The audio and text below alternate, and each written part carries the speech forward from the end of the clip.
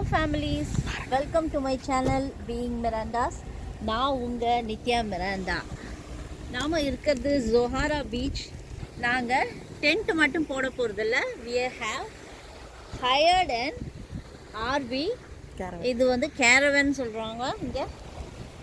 இதுக்குள்ள எல்லா ஃபெசிலிட்டிஸும் இருக்குது. அதோட டூர் நான் உங்களுக்கு காட்டுறேன். தமிழா? எந்த ஊருமா? திருநெல்வேலி. இதான் ஃபர்ஸ்ட் டைம் நாங்களும் இதை எப்படி தான் இருக்குன்னு பார்ப்போன்ட்டு. லீவ் டைம்லலாம் ரொம்ப வேலைப்பா. இப்போ தான் கொஞ்சம் கம்மியாக இருக்குது. சரி எழுப்போம்.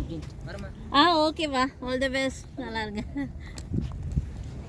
வாங்க மக்களே, நம்ம இந்த ஆர்பிக்குள்ளே இந்த கேரவனுக்குள்ளே போய் பார்க்கலாம். இந்த டூர் என்ன இருக்குன்னு நான் ரொம்ப எக்ஸைட்டடாக இருக்கேன். ஏன்னா இதுதான் ஃபர்ஸ்ட் டைம் நாங்கள் இந்த கேரவனை புக் பண்ணி நாங்கள் ஸ்டே பண்ண போகிறோம். எங்களோட எக்ஸ்பீரியன்ஸ் எப்படி இருக்குது, இதோட காஸ்ட்டு எல்லாத்தையும் நான் உங்களுக்கு போக போக ஷேர் பண்ணுறேன். இப்போ ஃபஸ்ட்டு நான் வந்து எங்களுக்கு ஹையர் பண்ண கொடுத்துருக்கவங்க வந்து எங்களுக்கு எக்ஸ்பிளைன் பண்ணுறாங்க இதில் என்னெல்லாம் இருக்குது ஃபெசிலிட்டிஸ்னு. வாங்க நம்ம போகலாம் உள்ள. கேரவன் என்ட்ரு ஆகிறதுக்கு நம்மளுக்கு வந்து ஸ்டெப்ஸ் இருக்குது. அது இன்னும் அவங்க வந்து செட் பண்ணலை. நம்மளுக்கு அந்த ஸ்டெப்ஸ் கொடுத்துட்டாங்கன்னா ஈஸியாக இருக்கும் கேரவன் என்ட்ரு ஆகிறதுக்கு. என்ட்ரு ஆன லெஃப்ட் சைடில் நம்மளுக்கு நல்லா ஸ்பேஷியஸாக ஒரு இது கொடுத்துருக்காங்க.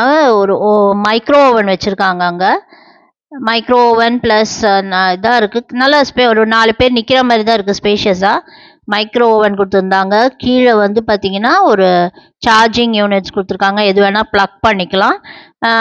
அந்த ப்ளக் பார்த்தீங்கன்னா நீங்கள் வந்துட்டு அந்த இதெல்லாம் யூஸ் பண்ணுற 3 பின் ப்ளக்லாம் எடுத்துகிட்டு போங்க. எக்ஸ்ட்ராவாக கனெக்ட் பண்ணிக்கிறதுக்கு ஒரு டஸ்ட்பின் இருந்துச்சு. கட்லரி யூனிட் வச்சுருந்தாங்க. டஸ்ட்பின் வந்து க்ளோஸ்டாக தான் இருந்துச்சு.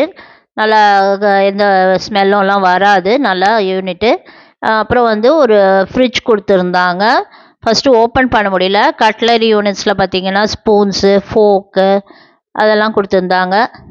அப்புறம் ஒரு வாஷ்ரூமு, ஒரு ஸ்டாண்டிங் ஷவரு, அப்புறம் ஒரு கிளாஸு, மிரரு, ஒரு வாஷ் பேஸுன்னு, அப்புறம் க்ளாசெட்டு. இந்த டேங்க் வந்து பின்னாடி வந்து வெளியே தான் இருக்குது. அது வந்து ஃபில் ஆன உடனே நம்ம போய் வாட்டர் இதில் டிஸ்போஸ் பண்ணுற மாதிரி இருந்துச்சு. நல்லா இதாக நீட்டாக தான் கொடுத்துருந்தாங்க. ஃப்ரிட்ஜும் நல்லா ஸ்பேஷியஸாக இருந்துச்சு. ஒரு நாளைக்கு நம்மளுக்கு திங்ஸ் வச்சுக்கிற மாதிரி.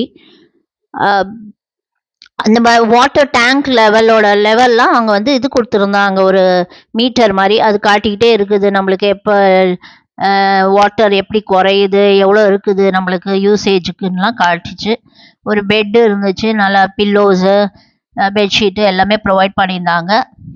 அப்புறம் ஒரு டைனிங் டேபிள் மாதிரி கொடுத்துருந்தாங்க. இந்த டைனிங் டேபிள் ஆக்சுவலி எங்களுக்கு என்ன சொல்லியிருந்தாங்கன்னா ஃபோல்டபுளு. இந்த 2 சோஃபாவையும் நீங்கள் கனெக்ட் பண்ணிவிட்டு 2 பேர் படுக்கிற மாதிரி யூஸ் பண்ணிக்கலாம் அப்படின்னாங்க. ஆனால் பார்த்தீங்கன்னா அது ஃபோல்டே ஆகலை. யூஸ் பண்ண முடியாமல் போயிடுச்சு. வெறும் சும்மா திங்ஸ் வச்சுக்க மட்டும்தான் நாங்கள் யூஸ் பண்ணோம்.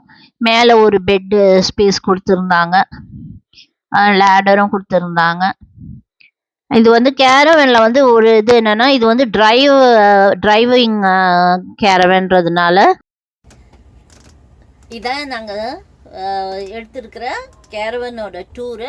நாங்கள் இது அடுத்தது நாங்கள் என்னெல்லாம் பண்ண போகிறோன்னு நான் உங்களுக்கு இந்த வீடியோவில் காட்டுறேன். ஓகே, நாங்கள் இதெல்லாம் கொண்டு வந்த ஐட்டம்ஸ்லாம், ஏன்னா நாளைக்கு காலையில் வரைக்கும் யூஸ் பண்ணோம், நைட் யூஸ் பண்ணோம். அதனால அதெல்லாம் இங்கே கொஞ்சம் அரேஞ்ச் பண்ணியிருக்கோம். கொடுத்துருக்கிற ஃப்ரிட்ஜில் இந்த திங்ஸ் எல்லாம் இப்படி கொஞ்சம் போட்டு வச்சுருக்கோம். இதெல்லாம் ரீஆர்கனைஸ் பண்ணணும். அது தருமா கண்ணா, அது ஓப்பன் பண்ணு. இதில் கொஞ்சம் ஸ்டோரேஜ் ஸ்பேஸ் கொடுத்துருக்காங்க. ஸ்டோரேஜ் ஸ்பேஸ் நிறைய தாங்க கொடுத்துருக்காங்க. ஆனால் என்னன்னா அவங்களோட திங்ஸை இப்போ அதை ஆக்குபை பண்ணிட்டாங்கங்க.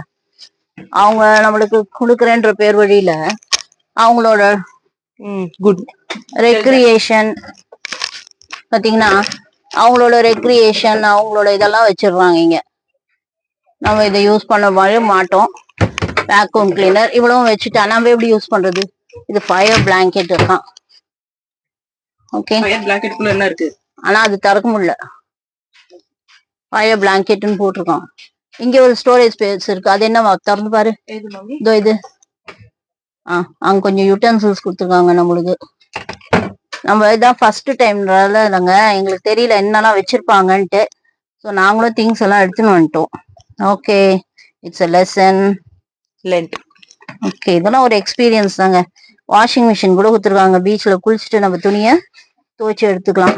இது வந்து ஒரு ஆக்சுவலி என்ன ஆயிடுச்சு அப்படின்னா, இது வந்து நம்ம டிரைவ் பண்ணி போறது சரிங்களா, அந்த மாதிரி கேரவன். அதனால ஸ்பேஸ் வந்து இந்த சீட்டும் கார் சீட்டும் ஆக்குபை பண்ணிட்டு இருக்கு சரிங்களா.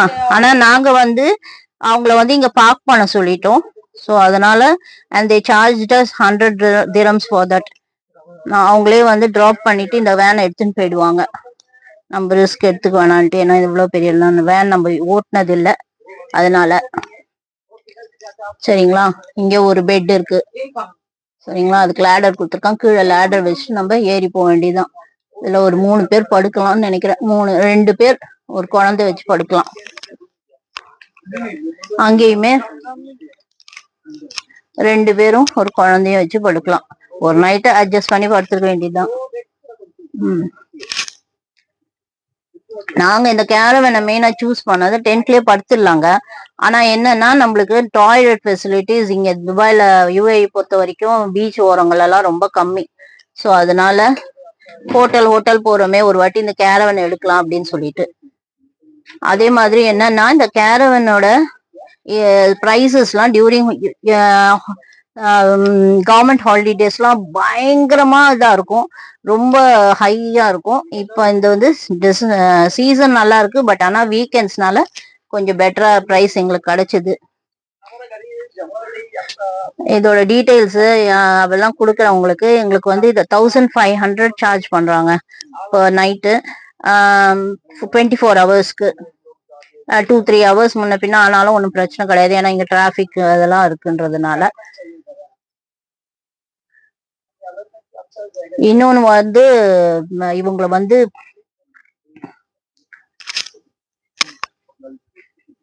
அண்ட் 2500 டெபாசிட்டுங்க. நம்ம 2500 டெபாசிட் பண்ணதை எடுக்கும்போது திருப்பி கொடுக்கும்போது செக் பண்ணி நம்மளுக்கு கொடுத்துருவாங்க. இது இருக்காரு பாருங்க, அவர் தான் கேர்டேக்கர். நம்ம கிட்ட சிக்னேச்சர்லாம் வாங்கிக்கிறாங்க. எப்படி நம்ம வந்து என்னெல்லாம் இருக்கு என்ன இருக்குன்னு ஹேண்ட் ஓவர் பண்ணிட்டு நம்மகிட்ட சைன் வாங்கிக்கிறாங்க கஸ்டமர்ஸ் கிட்ட. அதுக்கப்புறம் நம்மளோட டெபாசிட்டை இதெல்லாம் செக் பண்ணிட்டு டெபாசிட்டை திருப்பி கொடுத்துருவாங்க.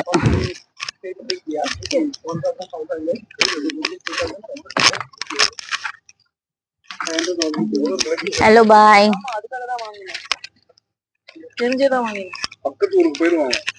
இதுதான், இதுவும் எங்களோட டென்ட் தாங்க. நாங்க ஆட்டோமேட்டிக் டென்ட் ஒன்று வச்சிருக்கோம். இந்த டென்ட்டும் நாங்க ஏன்னா நைட்டு நம்மளுக்கு எப்ப பாரு கேரவன் அத்தினூடி இடத்துல இருக்க முடியாதுல்ல. நம்ம டைம் ஸ்பெண்ட் பண்ணும்போது நம்ம திங்ஸ் எடுத்துட்டு வந்ததையும் கொஞ்சம் இங்க வச்சிருக்கோம்.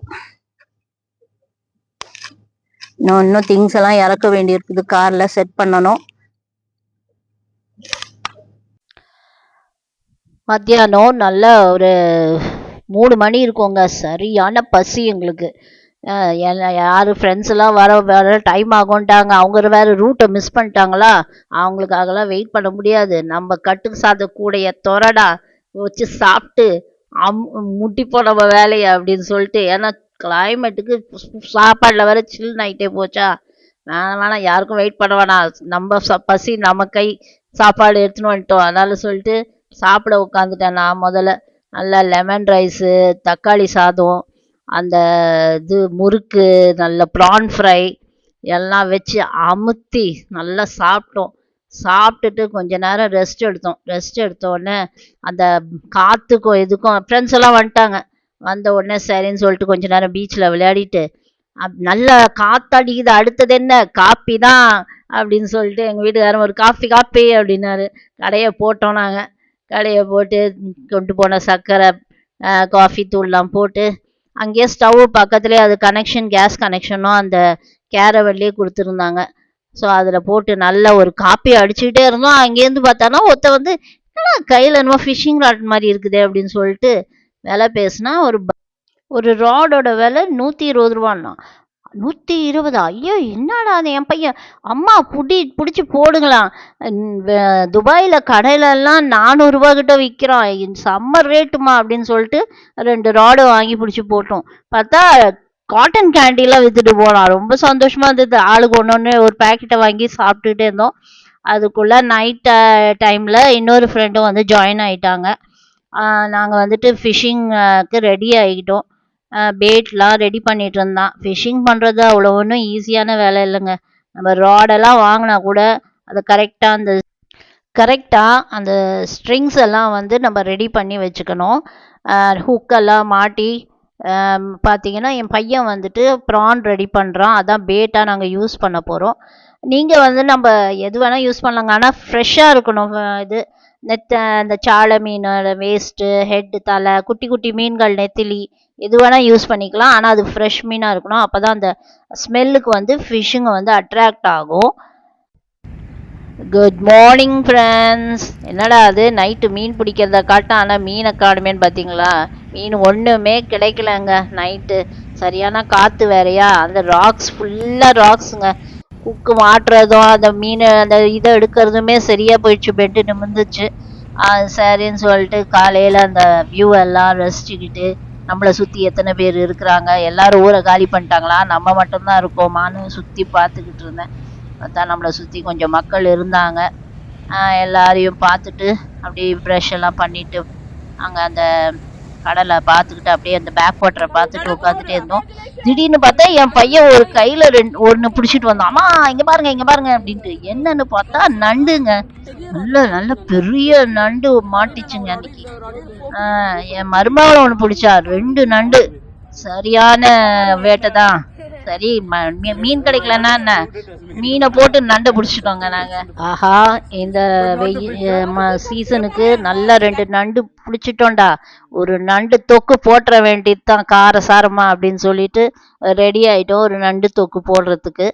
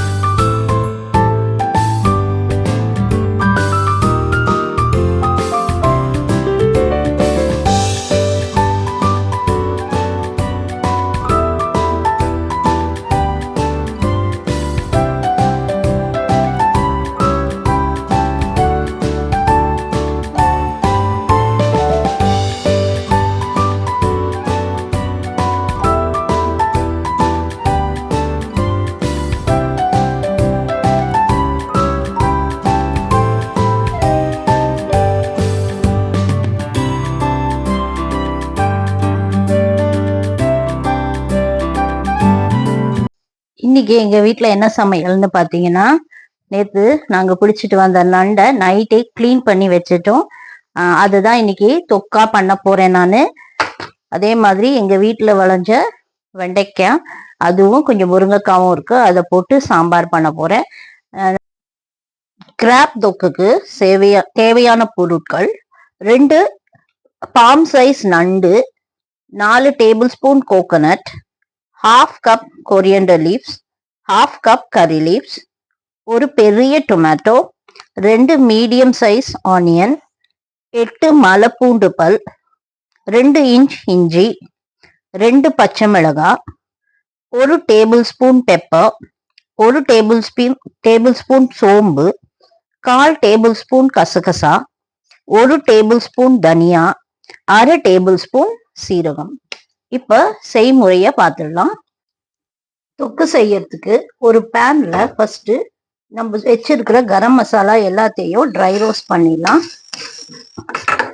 பேனை ஃபர்ஸ்ட் நல்லா ஹீட் பண்ணிக்கோங்க. அதுக்கப்புறம் ஃப்ளேமை கம்மி பண்ணிடுங்க. கசகசா, சோம்பு, தனியா, மிளகு, சீரகம் எல்லாமே ட்ரை ரோஸ்ட் ஆனோம்.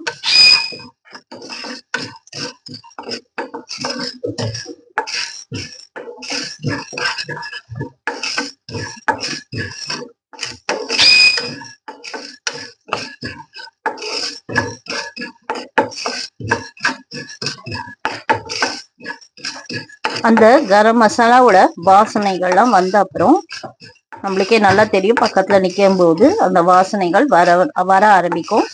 அப்பயே உடனே அந்த 4 டேபிள் ஸ்பூன் தேங்காய் வச்சிருந்தோம் இல்லையா, அதை அப்படியே ஆட் பண்ணிடலாம்.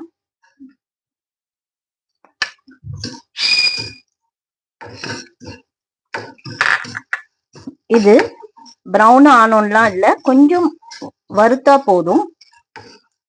இந்த ஈரப்பதம் போகணுன்ற அவசியம் கிடையாது. இப்படி கொஞ்சம் வதக்கி இந்த தேங்காவை கொஞ்சம் வாட்டி வைக்கும் போது கைப்பட்டாலும் டக்குன்னு கெட்டு போகாது. அதுக்காக தான் கொஞ்சமா வாட்டி வச்சிடலாம். ஓகே, இதை அப்படியே சைட்ல வச்சிடலாம்.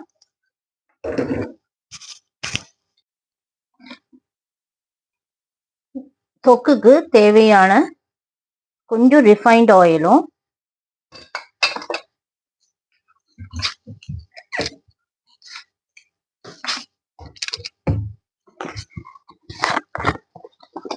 கொஞ்சமா கோகோனட் ஆயிலும் கலந்து ஊத்திக்கிறேன்.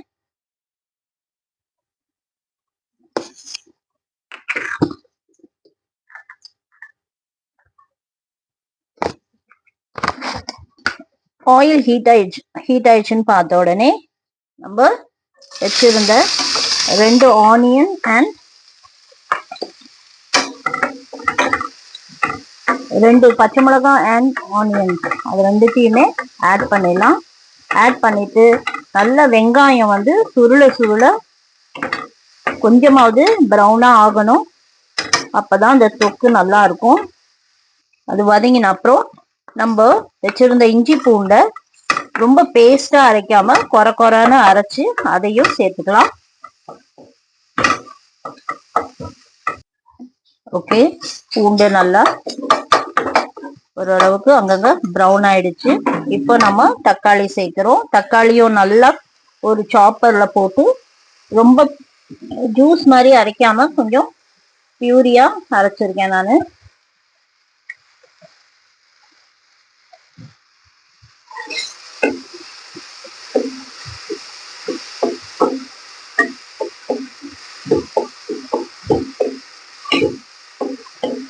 தக்காளி கூட மசாலாலாம் சேர்த்துடலாம். நான் 1 ஸ்பூன் காஷ்மீரி சில்லி பவுடர் போடுறேன். நம்ம மிளகும் பச்சை மிளகாவும் போட்டிருக்கோம், குழம்பு தூளும் போட போறோம். அதனால காஷ்மீரி சில்லி பவுடர் தான் போட்டிருக்கேன் கலருக்காக. நம்ம வீட்டில் வச்சிருக்கிற குழம்பு தூள் அதுவும் போட்டுக்கோங்க. அது ஒரு 2 ஸ்பூன் போட்டிருக்கேன், டேபிள் ஸ்பூன். நல்லா வதங்கட்டும்.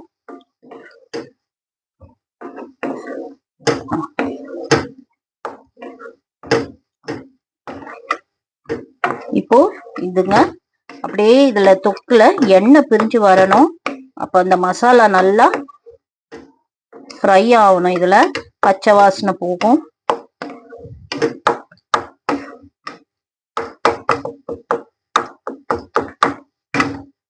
வாஷ் பண்ணி வச்சிருக்கிற நண்டை போட்டுடலாம்.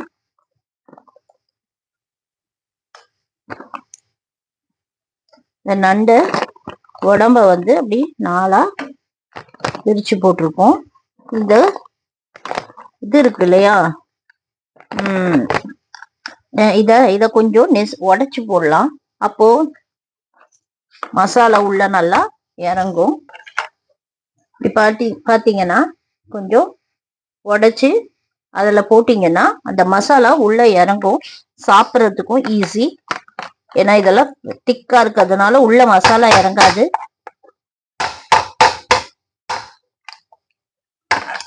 உங்ககிட்ட உரலோ இல்லைன்னா அந்த இடிகல்லோ இருந்தா தட்டுங்க.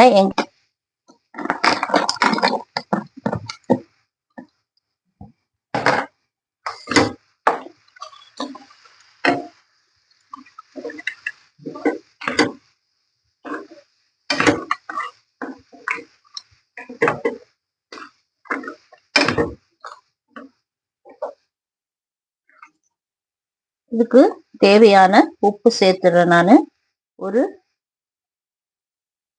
2 ஸ்பூன் சேர்த்திருக்கேன் உப்பு.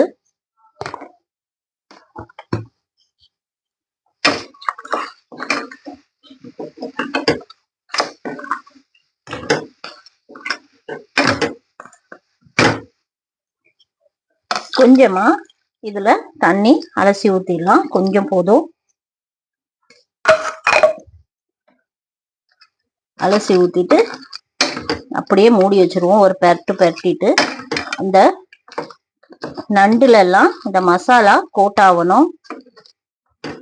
அப்பதான் அது இறங்கும்.